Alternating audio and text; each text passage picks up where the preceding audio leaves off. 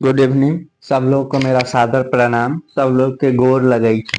थोड़ा मैं हिंदी भी जानता हूँ, थोड़ा मैथिली भी जानता हूँ, थोड़ा इंग्लिश भी जानता हूँ। आज का हमारा टॉपिक है सेंसिटिविटी। सेंसिटिविटी, झंझना, जो दांत की समस्याओं में बहुत बहुत कॉमन है ये चीज। झंझनाहट, बहुत सारे लोगों को झंझनाहट की समस्या रहती है। किन्हीं को कम रहती है, किन्हीं को बहुत ज्यादा रहती है। हम अपने टॉपिक को शुरू करने से पहले एक थॉट सुनेंगे स्वामी विवेकानंद का। कभी नहीं मत कहना, कभी नहीं मत कहना, यह न कहना कि मैं नहीं कर सकता, क्योंकि तुम अंतर स्वरूप हो। तुम्हारे स्वरूप की तुलना में देश काल भी कुछ नहीं है। तुम सब कुछ कर सकते हो, तुम सर्वशक्तिमान हो। तो ये मत, ये हम दोनों के लिए होगा। जो एकेडमिक पर्पज से देख रहे हैं उनके लिए भी हर कुछ हम लोग कर सकते हैं, और जो पेशेंट देख रहे हैं हम उसको ठीक कर सकते हैं। अगर दांत का कोई दिक्कत है हमको, तो अगर हम अपने लगन से लगे तो उसको ठीक कर सकते हैं। और आपको मदद करने के लिए, हेल्प करने के लिए तो हम हैं ही। बिहार से जो भी है, आसपास के एरिया से लोग आइए, हमसे मिलिए। हम आपका हेल्प करने के लिए बैठे हुए हैं। हमारे जैसे हजारों डेंटिस्ट बैठे हुए हैं पूरे बिहार में। पूरे इंडिया में लाखों डेंटिस्ट है हेल्प करने। तो सेंसिटिविटी, समय को बिना किल किए अब हम सेंसिटिविटी को जानेंगे। सेंसिटिविटी क्या होता है? मेरा डायग्राम बहुत अच्छा नहीं है, तो लेकिन जो होता है कोशिश करते हैं समझाने का। दांत जैसा तो नहीं ही है, लेकिन मान के चलिए, सपोज लेट वी एक्स, जैसे लेट वी, ये दांत है। सबसे ऊपर पार्ट होता है एनेमल। एनेमल के बाद होता है डेंटिन।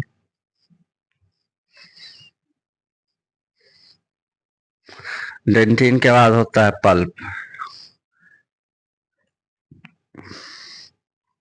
पल्प में न्यूरॉन, नस सब रहता है।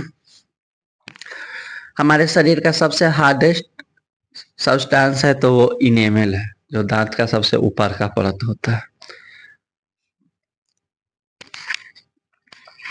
अच्छा, काहे होता है झंझनाहट? झंझनाहट इसलिए होता है, किसी कारण से ये इनेमल घस जाता है। घसता है तो झंझनाहट होता है। अब ये जानना तो जरूरी है किस किस कारण से घस जाता है। अगर वो मैं यहाँ बता दूं तो शायद ये वीडियो देख के लोग वो काम ना करे, और उनको दांत ये नहीं घिसे और झंझनाहट ना हो। इसका मुख्य कारण है कि गांव देहात में जाइएगा। मैं एक ग्रामीण इलाका से बिलोंग करता हूँ, इसलिए मैं अच्छे से गांव का क्या इन्वायरमेंट है, इस चैनल पे आपको तरह तरह का वीडियो पूर्व में डाला गया है, देख सकते हैं। तो वहाँ क्या है कि अगर दांत बहुत ज्यादा गंदा हो गया तो लोग बालू से कहते हैं कि उसको वो कर लो, मतलब रगड़ दो, दांत साफ हो जाए। सही में दांत चमक भी जाता है बालू से रगड़ने से। लेकिन क्या होता है कि घिसने के कारण इनेमल घिस जाता है, तब उनको झंझनाहट शुरू होता है, गर्म पानी पीने से, ठंडा पानी पीने से। तो इसलिए उटपटांग काम नहीं करना है, लौंग रख लेना या फिर बालू से दांत घिसना। एक एक कुछ पाउडर आता है, उससे भी गांव में लोग घिसते हैं। ये सब गलत बात है। कभी भी कोई भी काम एक सही तरीके से करना चाहिए। सही तरीके से अगर आप काम कीजिएगा तो उसमें सफलता जरूर मिलेगी, और अगर सही तरीके से नहीं कीजिएगा तो उसमें लॉस ही लॉस आपको देखने को मिलेगी। तो हमें कभी भी नी मिस्टेक, बहुत लोग दतुअन से गांव में मुंह रोते हैं। जहां तक कि हम डेंटिस्ट्री का पढ़ाई कर रहे हैं, हम गांव में जाते हैं तो हमको लोग रिकमेंडेड करते हैं कि नी मिस्टेक से धोइए। लोगों की सोच, हम ऐसा लोग हैं कि किसी को हम वो नहीं कहते, हम समझाते हैं कि नहीं कीजिए, लेकिन हमको रिकमेंड करते हैं तो हम उस बात से गुस्साते नहीं, हंस के कहते हैं अच्छा ठीक है, देखेंगे देखेंगे, पढ़ के देखने, ट्राई करके देखेंगे, ऐसा होता है। तो जो वो पाउडर वाला पेस्ट है, बालू है, या फिर नीम स्टिक है, ये सब से यूज करना छोड़िए। सिंपल ब्रश और पेस्ट यूज कीजिए, ठीक है। अगर झंझनाहट हो रहा है, इसका मतलब हम ये दावा के साथ लिख के कह सकते हैं कि आप जरूर अपने जीवन में कभी बालू का यूज किए होंगे दांत को साफ करने के लिए, या वो पाउडर वाला आता है साफ करने वाला, उसे साफ किए होंगे। इस तरह का आप कुछ ना कुछ काम किए होंगे, जरूर किए होंगे, हम दावा के साथ कह सकते हैं। ऐसा हम दावा के साथ इसलिए कह रहे हैं क्योंकि हमारा ड्यूटी अभी ओरल मेडिसिन एंड रेडियोलॉजी में। कोई भी पेशेंट आते हैं तो सबसे पहले उस डिपार्टमेंट में उनका डायग्नोसिस होता है और उस डिपार्टमेंट से रेफर किया जाता है। तो मेरे पास पेशेंट आते हैं, अगर 15 पेशेंट रोज मैं करता हूँ तो करीब 10 पेशेंट नहीं, 7 पेशेंट ऐसे आते हैं जिनको दांत झंझनाहट की समस्या रहती है, और 7 में से दांत इनेमल ऊपर का पोर्शन ईग घसने के कारण झंझनाहट की समस्या है, वो 7 में से 3 लोगों को रहता है। और 3 में से 2 लोगों से मैं पूछता हूँ कि आप मंजन, वो जो आता है पाउडर वाला जो दांत चमका देता है, उसे किए थे? कहता हाँ। बालू से था, हाँ। तो इसलिए हम दावा के साथ कह सकते हैं कि मैक्सिमम लोग का झंझनाहट बालू से ही करने के बाद होता है। एक झंझनाहट का और मुख्य कारण है दांत किटकिटाना। ऐसे ऐसे बहुत लोगों का आदत होता है किटकिटाने का दांत। इसमें थोड़ा स्ट्रेस भी वो रखता है, मायने रखता है, मगर स्ट्रेस आदमी को ज्यादा है तो थोड़ा दांत उसका स्ट्रेस के कारण भी दांत किटकिटाता है, या बहुत आदमी का हैबिट हो जाता है। उसका भी उपाय है। अगर आपका दांत किटकिटाता है उसी समय आप समझ लीजिए कि मेरा दांत किटकिटा रहा है। अब कल के डेट में हो सकता है कि किटकिटाते किटकिटाते दांत घिस जाए, तब हमको झंझनाहट होगा, परेशानी होगी। आप उसी समय डेंटिस्ट के यहाँ जाए, डेंटिस्ट आपको एक कवर दे देंगे, वो आप लगा लीजिए। उससे आपको किटकिटाने की आदत भी ठीक होगी और आपका दांत घिसना भी रुक जाएगा, ठीक है। एक कवर आता है, वो आपके मुंह का छाप लेंगे अल्जीनेट से और कवर बना के दे देंगे, बहुत ज्यादा कॉस्टली नहीं है, एक रेंज में ही है। तो शरीर को दुख देने से, शरीर को तरह तरह का बीमारी देने से, कष्ट झेलने से अच्छा है कि शुरुआत इनिशियल स्टेज में ही उसका इलाज करके और हम ठीक कर लें, ना कि उसको लास्ट तक जाने दें। अगर झंझनाहट शुरू हुआ तो हम उसी समय उसका इलाज करवा लें, ना कि जब तक पूरा दांत घिस ना जाए, बेचैनी ना हो तब तक इलाज करें। ऐसा मैं दांत में देखा हूँ, जनरली पेशेंट आते हैं तो कहते हैं 6 महीना से दर्द है, दवाई खा लेते थे 2 दिन ठीक हो जाता था।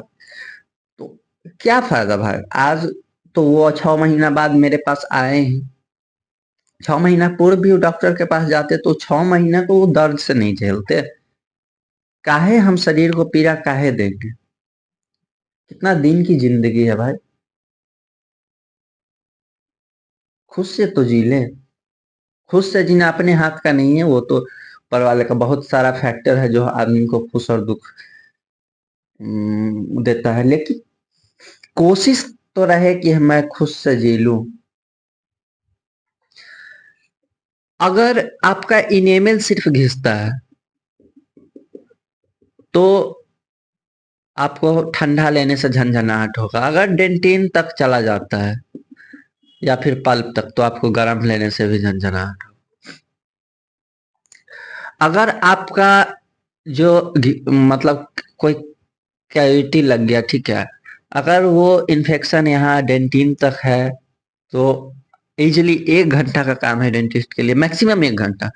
कैविटी बना के इसमें फिलिंग कर देंगे, आपका झंझनाहट में ठीक हो जाएगा, कैविटी भी ठीक हो जाएगा, और इस दांत का लॉन्ग लास्टिंग भी, मतलब ये दांत जो इन्फेक्शन इसको ले मतलब खत्म कर रहा था उससे रुक जाएगा। जितना खत्म हो चुका है उतना में मटेरियल भरा जाएगा और उससे आगे वो खत्म नहीं होगा। अगर समय से हम डेंटिस्ट के यहाँ जाके इसको फिलिंग नहीं करवाते हैं तो ये धीरे धीरे ये पल्प तक आ जाएगा जहाँ नस रहता है, और पल्प तक आएगा तो आपका तेज दर्द हो, बेचैनी वाली दर्द। फिर आप डेंटिस्ट के पास जाइएगा तो वो आरसीटी करेंगे। आरसीटी करेंगे तो आपको 4 से 5 सीटिंग उनके यहाँ जाना पड़ेगा। पैसा भी बहुत सारा लगेगा, समय भी लगेगा। तो इससे अच्छा है कि जब शुरुआत स्टेज में है उसी समय हम ट्रीटमेंट करा लें। हम यही मेरा इस तरह का वीडियो बनाने का और ये करने का यही वो है कि लोगों को अवेयर करना कि समस्या बहुत बड़ी सी नहीं है। कैविटी लग गई इतना छोटा सा, इसको डॉक्टर साहब कैविटी कट करेंगे, इसमें मसाला भर देंगे, ठीक हो जाए। लेकिन इसको छोड़ के हम यहाँ तक पहुंचा दिए, तब ये बड़ी समस्या बन जाएगी। कोई भी बीमारी, पहले शरीर का एग्जाम्पल लेते हैं। मान लीजिए कैंसर, अगर स्टेज 1 में रहता है, स्टेज 2 में रहता है, तो मैक्सिमम लोग ठीक होके आ जाते हैं। लेकिन स्टेज 3rd और 4th में रहता है, रिकवरी रेट बहुत कम है। इसी प्रकार अगर स्टेज 1 में कैविटी शुरुआत में पकड़ा जाए तो 1 घंटे के इलाज में ठीक हो सकता है। लेकिन अगर उसको हम लास्ट स्टेज पल्प तक पहुंचा दे, एकदम 4th स्टेज तक, ऐसा ऐसा पेशेंट आते हैं कि पल्प तक क्या, उनका सिर्फ रूटे बचा रहता है, रूट स्टार। उनका तो वो भी उपाय नहीं है कि आरसीओटी करके बचाया जाए, उनका तो रूटो निकालना पड़ता है। वो दांत से हाथ धो लेते हैं। लोग दांत को इम्पोर्टेंस नहीं देते हैं, लेकिन एक चीज सोचिए, सबसे बेसिक चीज है जो आपको आपकी सुंदरता को भी दर्शाता है, और जो भगवान दिए हैं नेचुरल चीज है, वो आपको कभी आर्टिफिशियल नहीं हो सकता है। आप भले इम्प्लांट करा के 35,000 का दांत लगवा सकते हैं, लेकिन जो आपका ओरिजिनल दांत है उसका परतर वो इम्प्लांटेड दांत कभी नहीं कर सकता है। इसलिए आप कोशिश कीजिए कि जो भी नेचुरल चीज दिया है ऊपर वाले ने, खुदा ने, उसको बचा के रखना है जो मेरे संभव में है। और इसे इजिली बचाया जा सकता है ओनली हमारे आसक्त के कारण, ये जो है सो नहीं बच पाता। तो बहुत सारे केस में ऐसा होता है कि दांत बहुत ज्यादा घिस जाता है, लेवल एकदम डेंटिन से नीचे तक, तो उसका कोई इलाज नहीं है, कोई ऐसा मेडिसिन नहीं है कि उसको रिस्टोर कर। ये गलत बात है। कोई कहते हैं कि मेडिसिन है इलाज है, तो उसका एक ही उपचार है। ये बहुत ज्यादा घिस गया है, बहुत ज्यादा परेशानी है, अगर पेशेंट फिनेंशियली, वैसे बहुत कम लोग होंगे, क्योंकि मान लीजिए किसी का 16 दांत घिस गया, बहुत ज्यादा घिस गया, 16 दांत का आरसीटी करके कैप लगाने में 10,000 समझते हैं तो 1,60,000 रुपया। एक मिडिल क्लास आदमी 1,60,000 रुपया दांत में नहीं लगा सकता। सोचनीय विषय। तो डॉक्टर ये ट्रीटमेंट उनको बताते भी नहीं, क्योंकि डॉक्टर समझते हैं कि 16 दांत का आरसीटी करवाने में 16 पंचे 80, 16 पंचे 80 माने 5-5 शिफ्ट बुलाएंगे तो 80 बार इसको हमारे यहाँ आना पड़ेगा, 1,60,000 रुपया देना पड़ेगा। कोई भी मना कर देगा, डॉक्टर भी रिकमेंड नहीं करते, लेकिन उसका ट्रीटमेंट वही है। तो उससे रिलीफ के लिए कोई कोई पेस्ट आता है, जो पेस्ट देने से रिलीफ, उस पेस्ट का हम जिक्र यहाँ नहीं करेंगे, ये गलत बात है। उस पेस्ट को आप जाइए अपने इलाके में, आसपास में हर जगह डेंटिस्ट है, माने तो हर ब्लॉक में एक डेंटिस्ट तो जरूर ही है। ऑल ओवर इंडिया के 90% ब्लॉक में एक डेंटिस्ट जरूर है, और एक ब्लॉक का रेंज 15 से 20 किलोमीटर होता है। तो आपके घर के 15-20 किलोमीटर की रेंज में एक डेंटिस्ट जरूर है। आप उनके पास जाइए, वो आपको पेस्ट लिख देंगे, उसको अप्लाई कीजिए। उससे आपको ठीक नहीं होगा, रिलीफ मिलेगा। अगर इनिशियल फेज में रहेगा तो बहुत ज्यादा रिलीफ मिलेगा, बहुत ज्यादा घिस चुका है तो कम रिलीफ मिलेगा। एक उपचार ये, एक आरसीटी और कैप। तो आरसीटी और कैप मिडिल क्लास के लिए असंभव है। अगर मुझे भी वो हो जाए तो मैं भी नहीं करवा सकता हूँ, क्योंकि ना मेरे पास 80 दिन है डेंटिस्ट के यहाँ 80 दिन दौड़ने के लिए, और ना मेरे पास 1,60,000 रुपया है दांत में लगाने।